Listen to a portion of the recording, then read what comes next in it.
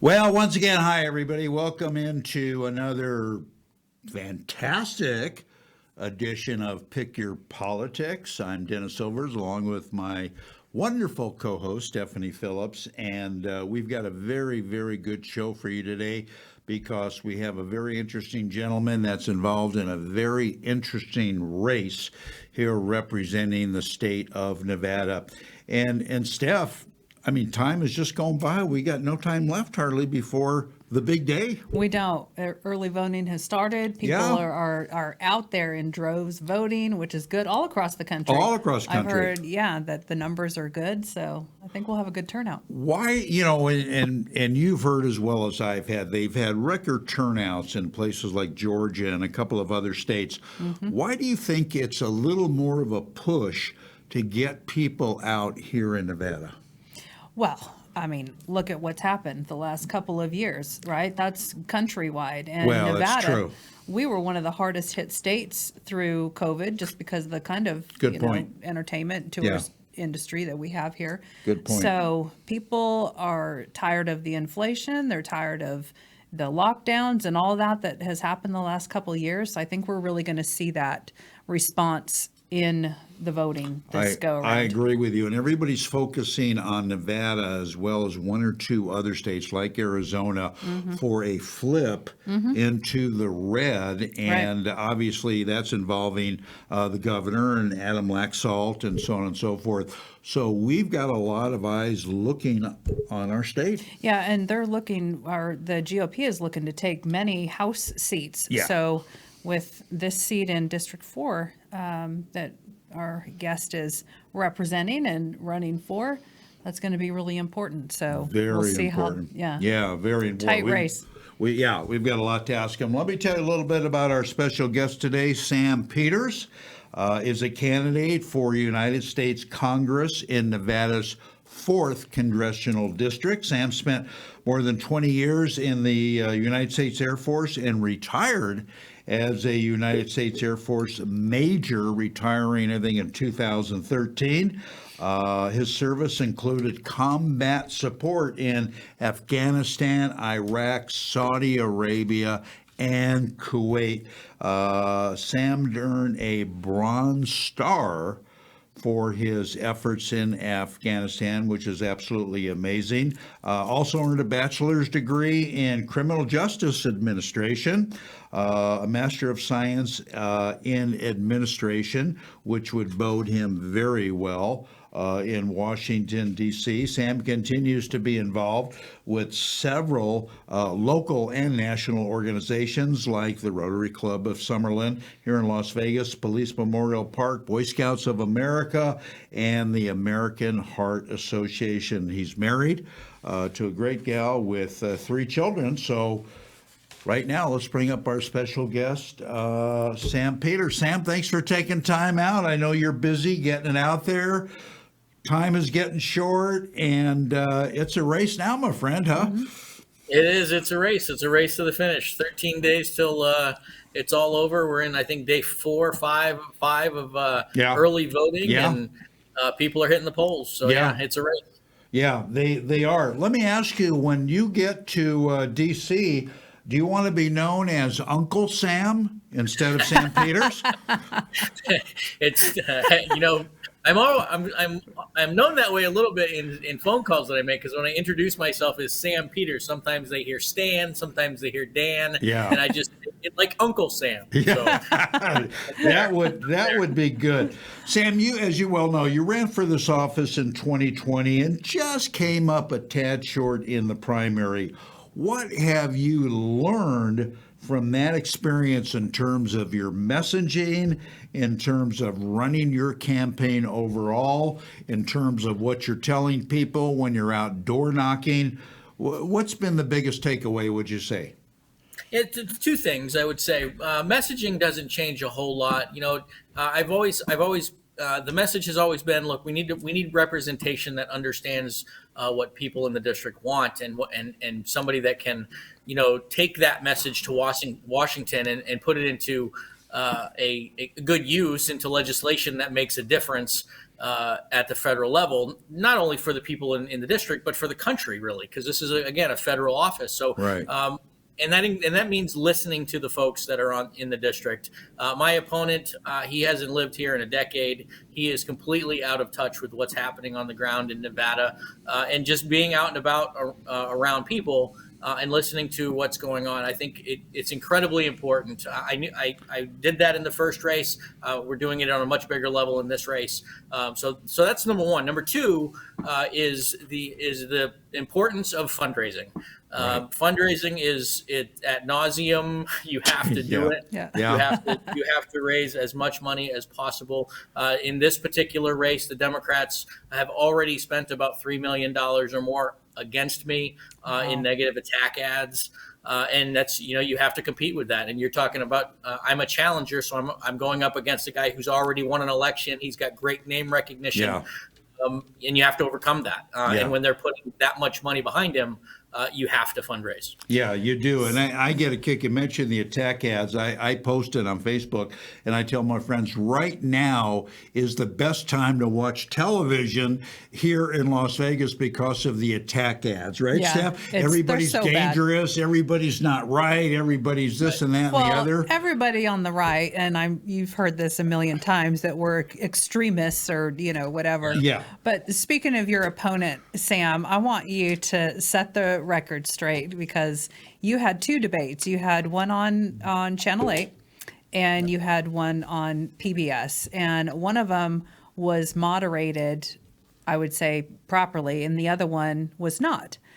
So you were talked over and even yelled at, and the moderators didn't step in. So I want to give this opportunity to you to be able to get your message across. And I want to ask a few things that were, you guys talked about on that debate stage. And you talked about the Inflation Reduction Act, the items in there, the 87,000 IRS agents, and how you felt about that, abortion, all of these things that he talked over you.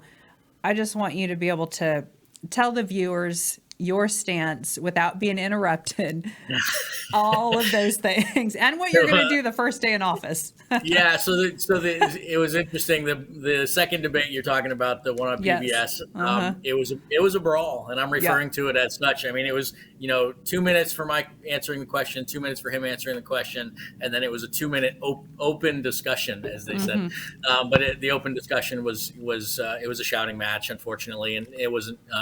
The moderators could have done a better job moderating that, but it gave us an opportunity to see who was strongest and who was going to not back down. And I think my job in that debate was to show the people that I was not going to back down from Stephen Horsford. I was not going to back down from the issues. And when I go to Washington, I'm not going to back down from Nancy Pelosi. I'm not going to back down from the administration that's driving this country into the ground, because we need to fight. We need to fight back and take our country back. So on a lot of the things that the messages that you're talking about, the Inflation Reduction Act, I tackled that pretty well, I feel. It's a $1 trillion spending bill that just continues to drive inflation up. The Congressional Budget Office has talked about or did the research on that bill. They've identified that it has no impact whatsoever in a positive way on inflation. And, inside that bill, there's $370 billion worth of new spending on green new energy, which is, a disastrous and something that the federal government should not be engaged in to that level. 87,000. Here's something that we weren't able to get out regarding the 87,000 IRS agents.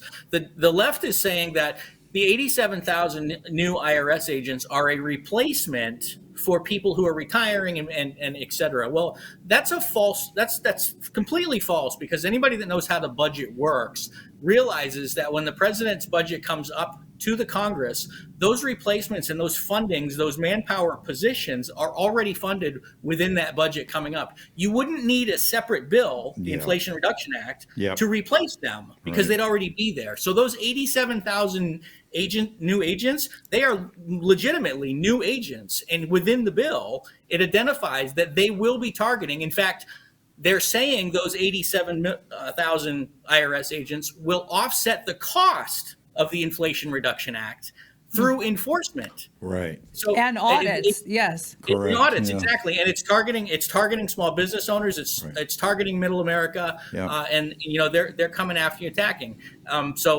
Setting the record straight is simply the Inflation Reduction Act does not reduce inflation, and it again pits the federal government against the citizens, which is not what our country is built on.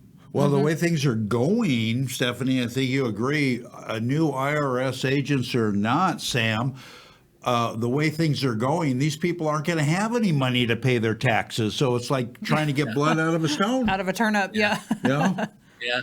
No, No. it's true. It's true. Inflation is, 40-year highs, and it's everywhere from the meat counter to eggs to gas. We know about, of course. I was in Tonopah, and this is one of the things I mentioned in that debate that we didn't get much time to talk about. But I was in Tonopah, and there was literally on my way out of the grocery store in Tonopah, Nevada, there was behind the counter, there was a glass case that had baby formula in it. And it was only half or a quarter full. There was lots of empty space in there. But to have the baby formula behind the counter where consumers can't get after it, and the sign on the cabinet that says limit 4, I mean, this is not the America that I grew up in. No. And we're in sad shape. Well, that's everywhere. The baby formula, they lock that up in the grocery stores here. But people are in these drugstores too. They go into these Walgreens Crazy. and It's CVS, crazy. the pharmacies, and load up because the law now, they can steal up to 1,200, 1,250 or whatever it is before it's a felony. And that's it's outrageous. It's totally outrageous. Sam, I want to thank you for your service anyway in the Yes. Air Force. And I was going to say, because of that, you've got to be particularly sensitive to not only the people that are serving currently, but to our veterans. There needs to be a lot of work done with our veterans, with what's going on with them. What are some of the ideas that you have that you would like to present? Yeah. So Stephanie asked a question a bit ago. What am I going to do on day one? There's a couple of things that I want to point out. And on day one, I mentioned in the debate, defunding those 87,000 IRS agents. Another thing that we're going to do on day one is introduce legislation to allow all of the veterans that were removed from service for not adhering to the vaccine mandate. Right. We're going to introduce legislation to bring them back into service with no time loss if they want to. Because we're an all-volunteer service right now, and these folks that were removed from service should be able to come back. And we're gonna start looking at these woke leaders that are going down this road and weakening our Department of Defense and putting this country at great risk. So it's incredibly important for us to do that and do that quickly, and make sure that our military is not only funded, but its morale and its readiness is up to the task, because we've got regional wars, we've got enemies knocking at the door, and we better be ready for it. Yep. Yeah, that's awesome. I love that. Yeah. And yes, thank you for your service. Of course. The other thing too, from the debate and all of these Democrat attack ads, the only thing that they're running on is abortion, abortion, and abortion. Right. And it should be about inflation, inflation, inflation. Yeah. So set the record straight because they've lied about you and put words in your mouth about abortion. And I know that that's a big thing to women. It's a big thing in this country. So please, and obviously your wife, your daughters, let Yeah, people so know. they've put $3 million in attack ads against me. Most of it has been on the abortion topic.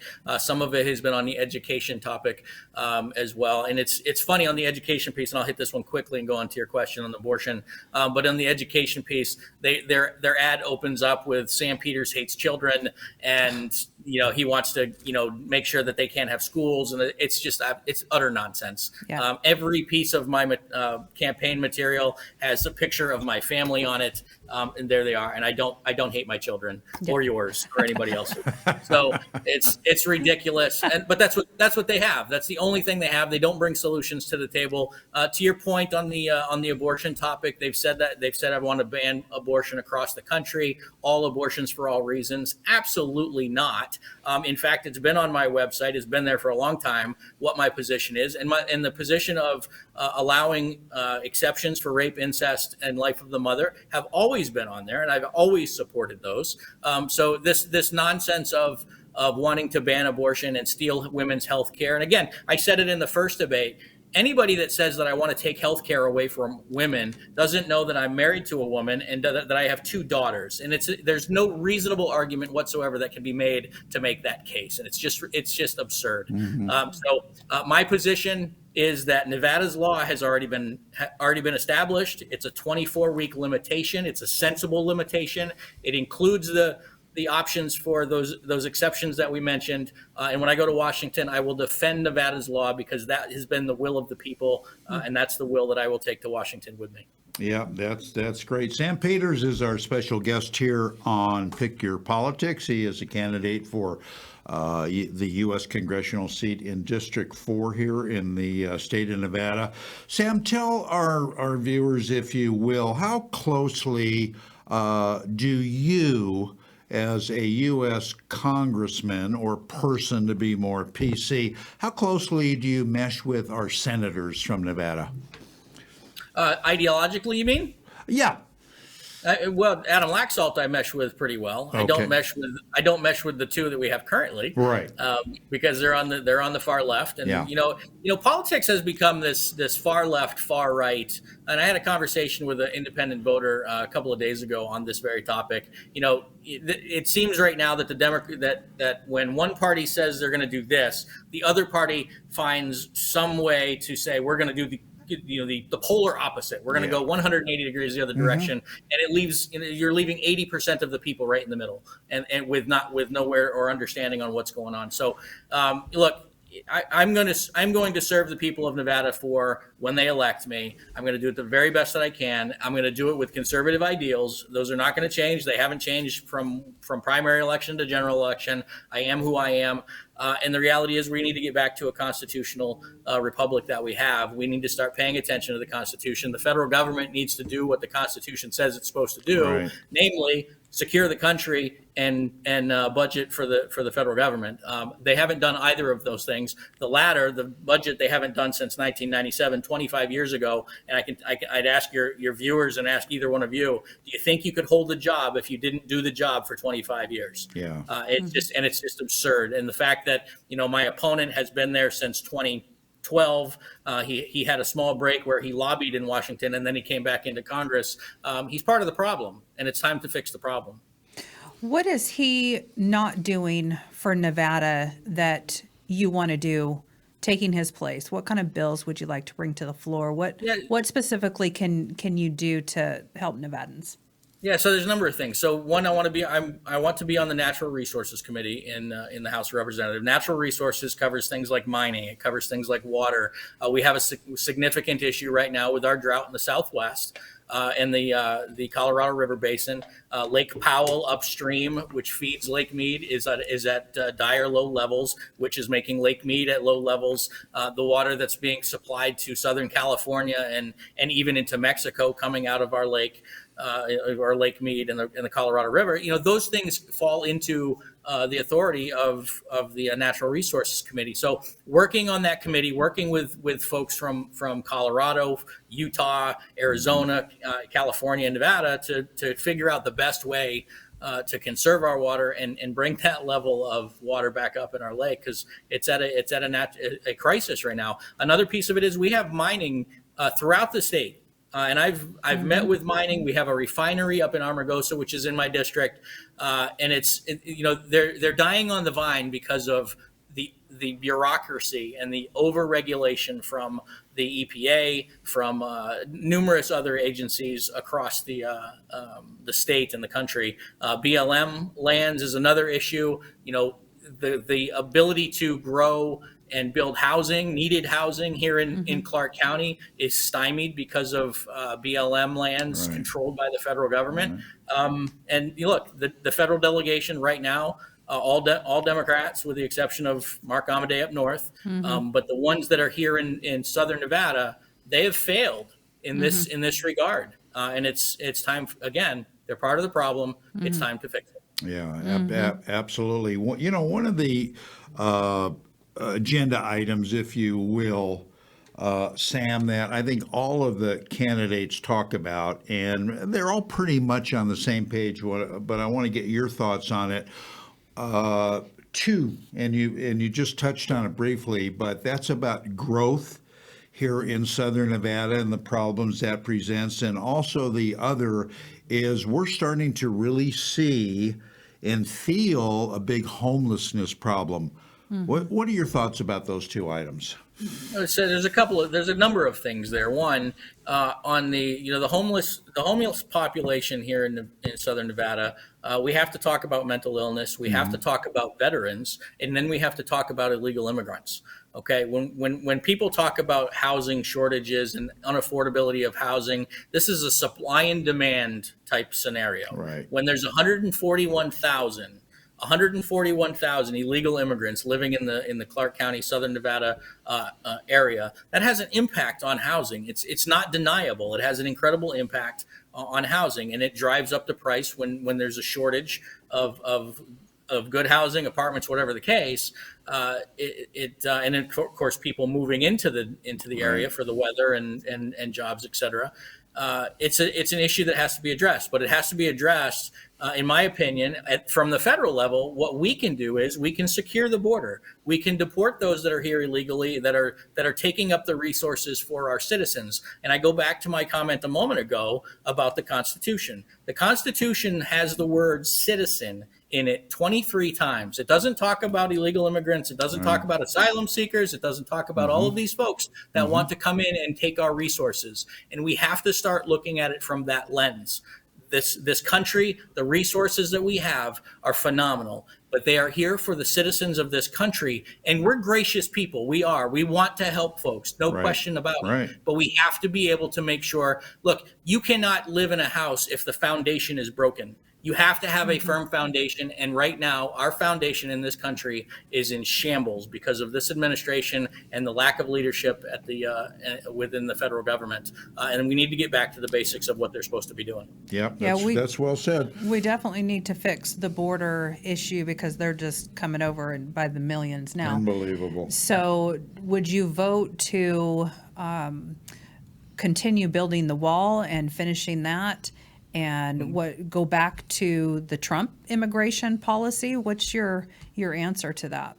So there's a couple things. One, I've been down to the southern border and I've talked to the folks that are on the southern border. I've talked to the law enforcement folks there. I've talked to Border Patrol. When I say law enforcement, I'm talking about county sheriffs along the border sector. I've talked to Border Patrol agents who are completely demoralized. Look, we have to take a hard stance. It's not gonna be fun. It's not, sometimes security is ugly. Sometimes warfare is ugly. And I'm not talking about going to war with Mexico, but this is clearly an invasion of our country, and we need to take some hard steps to fix it. So to your question, would I continue building the wall? 100%. Why? Because the people on the southern border want the wall. The Border Patrol agents want the wall, and it will make a difference to the number of people coming into this country. So yes, I would absolutely build the wall. With regards to what other steps we can take, we have to hold the Department of Justice and Department of Homeland Security accountable to enforcing the law. One of the biggest gripes, one of the biggest complaints I've heard from the Border Patrol agents was the fact that the U.S. attorneys are not enforcing the law. They refuse to prosecute anybody. And this whole process of catch and release, which has come back since Trump left office, needs to be reversed. This is not a catch and release type of scenario we need to be in. And moreover, we need to hold Mexico accountable. I said a moment ago, I'm not looking to go to war with Mexico, but the reality of this whole situation is when a lot of the people coming into this country through Mexico are not from Mexico. Mexico is complicit in allowing them to come through, and we need to hold them accountable to that. Absolutely, that's a very good point. Along with when you mentioned the DOJ, We need to hold a lot of people accountable. Yeah. Because we have a two-tier justice system in this country. Everybody knows it. We all see it. We see the political prosecution and persecution Yeah. based, a lot of conservatives are. We see the raid that the FBI did. All of these things and the withdrawal out of Afghanistan, that was horrendous. What do you think about that, Sam? And what do you think about having hearings and holding these people accountable and putting their feet to the fire and having them answer for their actions against our country? Well, let me, and that's a great 100%. question, Sam. Let me just add to that. When the red wave comes and we have the majority in the House, we have the majority in the Senate, okay, you're able to do the things that Stephanie just laid out. Are we going to do that? Yeah. Yes, no question about it. There is discussions already. I've been in every Sunday. I have a phone call with congressional Republican leadership, the people who are there now, and with candidates that are coming in, and we talk about some of these things that are going to happen. I mentioned earlier on day one the 87,000 IRS agents. We are going to defund those. We are going to have hearings with people in the DOD that have created a woke environment and limited the security of this country, at least diminished it. We're going to have hearings to put Mayorkas on the stand and find out why he's not deporting people as the law allows and should be followed. We're going to put Department of Justice on the stand and do an investigation there. To your point, Stephanie, and ask them, why is there a two-tiered justice system? Why are they holding political prisoners and allowing illegal immigrants to run the streets? And then right here in Nevada, stab 8 people on Las Vegas Boulevard a few weeks ago. All of these things, yes, there are going to be hearings. There are going to be people that are held accountable, and that's one of the things, the commitment to America that Kevin McCarthy rolled out a few weeks ago. Again, some people may not like Kevin McCarthy, and that's perfectly fine, but this commitment to America has some very key points. And the reality of it is the Republicans have a plan when we do take over the House to do the things that are important to America. Put security back in play, build our economy back up, and bring our energy independence back online. And hold, one of the last things was hold the government accountable. So, and that's one of the things I look forward to doing, is holding the government accountable. Yeah. Speaking of Kevin McCarthy, that reminded me, who are they going to nominate him for Speaker of the House? And do you think somebody else should be considered for that position? So how that works is, in fact, once the election is over on November 9th, the following week, the winners of the seats, the new class, is invited to Washington, and they have that the following Tuesday after Election Day. The Republican caucus gathers, they hold the nominations, and then in closed session they hold the vote. Who's gonna lead that majority or minority, whichever the case. In this case, it's going to be a majority. So in a closed session, they'll nominate who's going to be involved. Clearly, Kevin McCarthy is going to be one of the nominees. Who the other nominees may be, or if there is one, we'll have to see. Yeah. We've heard President Trump a whole bunch of times, so we'll see how that's going to go. Yeah, I know that's been floated a number of ways. Yeah. I That's interesting. think President Trump's got something else up his sleeve. Yeah. Yeah, I did. I did didn't too. know. I thought you had to be a member of Congress, but I've learned that you don't have I to be. guess you So, absolutely could be an insider. Yeah. I know that time is running short for this campaign, as Stephanie and I talked about at the beginning of the show. What are you doing to wrap up your campaign, for lack of a better few words? Are you having events? Are you still door knocking? You going out? What are you doing? Yeah, I'm glad you mentioned that. We're actually having an event this evening. We're doing a telephone town hall. It is. I have to pull my number up real quick. I can give that to you Sure. if it works out. Here it comes. So if people want to get into the telephone town hall tonight, the phone number is 702-344-0708, 702-344-0708, 5:30 tonight. You can dial in, and we're going to talk about some of these issues. We're going to talk about the economy and crime. One of the things you mentioned, Stephanie, in the debates, they never talked about crime at all. We never talked about in the last debate. They didn't bring up the immigration issues at all, and that was a complete disservice to the people of Nevada, because those are important issues. So events, we're doing those things. I've got an event later on tonight. I'm going to be at Liberty Baptist Church. And we're keeping our foot on the gas pedal all the way. We're raising money still to pay for some of these things that we're doing, and we're making a big presence. We've made 271,000 phone calls since June. Wow. Registered voters in the district, and we're doing about 5,000 or 6,000 a day with our volunteer team right now. So we're going to keep going all the way through November 8th, and at 7 p.m. on November 8th, we will wind down and start watching results. That's awesome. Where are you going to have the watch party, Sam? So I think the GOP's having one. I'm not sure if it's South Point or Red Rock have been kind of floated out there.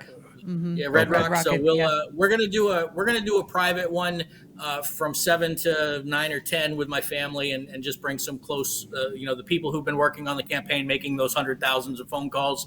We're gonna do something at my house for them, and just share some love, and then we'll join the rest of the party a little bit later on. All right. Well, if you're serving something good, I'll be there. You know that. 'Cause I'm, He just comes for the food, Sam. Yeah, I understand.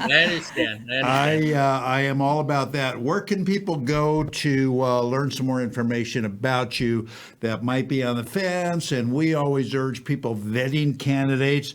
Give us a website. Give us whatever. And how to donate to you. Yeah, and how to donate. Thank you for that. SamPetersForCongress.com.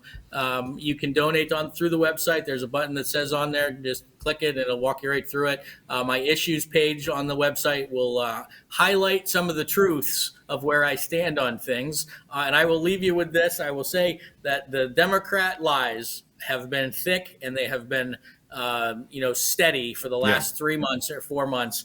I don't hate children. I want the best education we can absolutely provide. I am not looking to ban abortion on the national level or the state level. I do support the exceptions that we mentioned, rape, incest, and life of the mother. And I'm not looking to throw doctors in jail and steal health care from women either. It's all nonsense. Don't believe the lies.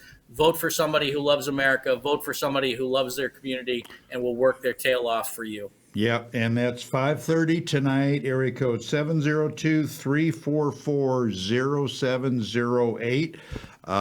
Town Hall with Sam Peters, and you're going to learn more about the issues. Anyway, Sam, great interview. Thanks for taking time out. We wish you all the best, and we're available if you need us, brother.